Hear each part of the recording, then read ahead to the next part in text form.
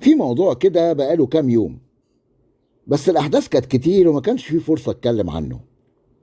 من كام يوم كان فيه هستيريا ضحك على السوشيال ميديا.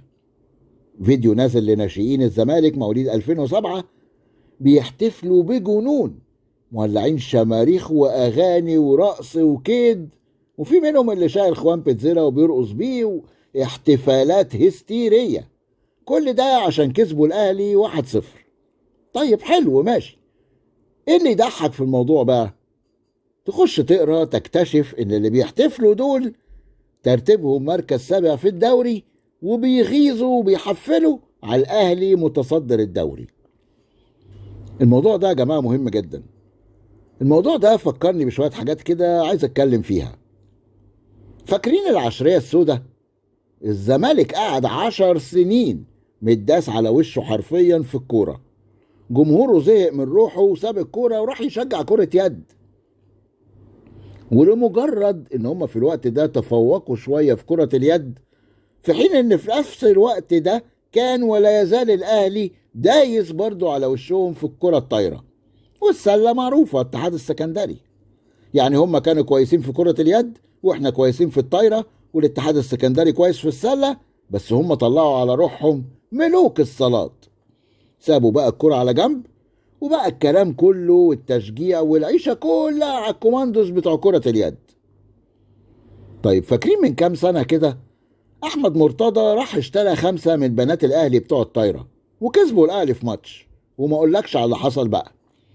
طلعوا ضيوف في كل البرامج، طلعوا مع شريف عامر وعمرو أديب واحتفالات وكل البرامج الرياضية واللي مش رياضية، وكأنهم فتحوا عكا.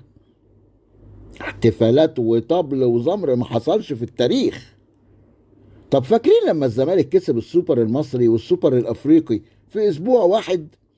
علقوا كهارب، والغندور كان بيترقص في الاستوديوهات، واتعشت خلاص مش عايزين حاجة تاني.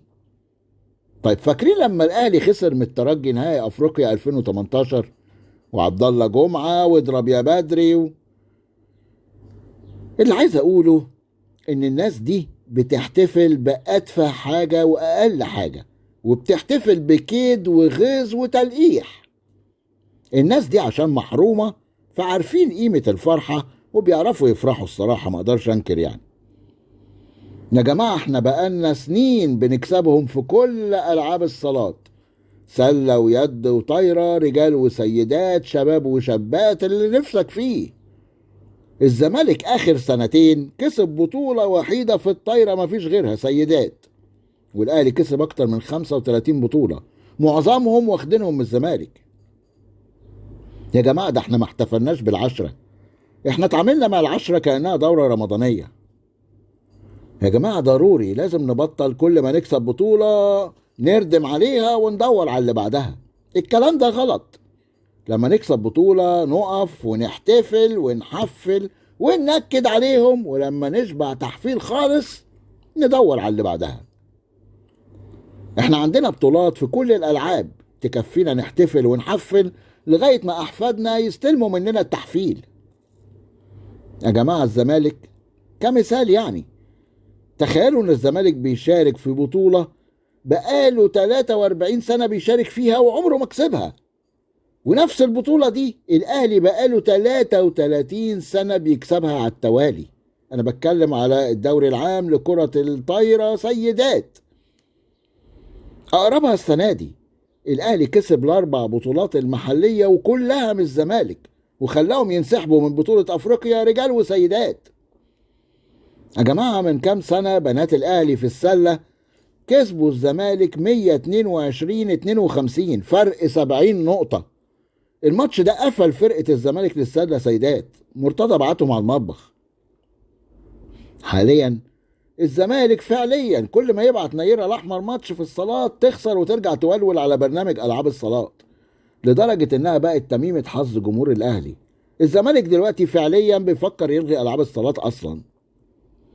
يا جماعة السنة دي احنا واخدين 18 بطولة، منهم السوبر المصري في كرة القدم على حساب الزمالك برضو، وقاعدين متنكدين وبنجيب من الأرض ونحط على دماغنا. والزمالك اللي لحد النهاردة 0 بطولات فرحانين بروحهم قوي وبيحتفلوا ومعلقين كهارب. انا مش عايز اغير عقلية الجمهور الاهلي لاني بحبها وبتعجبني، انا بس عايز نحتفل وندي كل حاجة حقها. احنا انجازاتنا كبيرة قوي، بس احنا من كتر ما هي كتير وكبيرة مش حاسين بيها.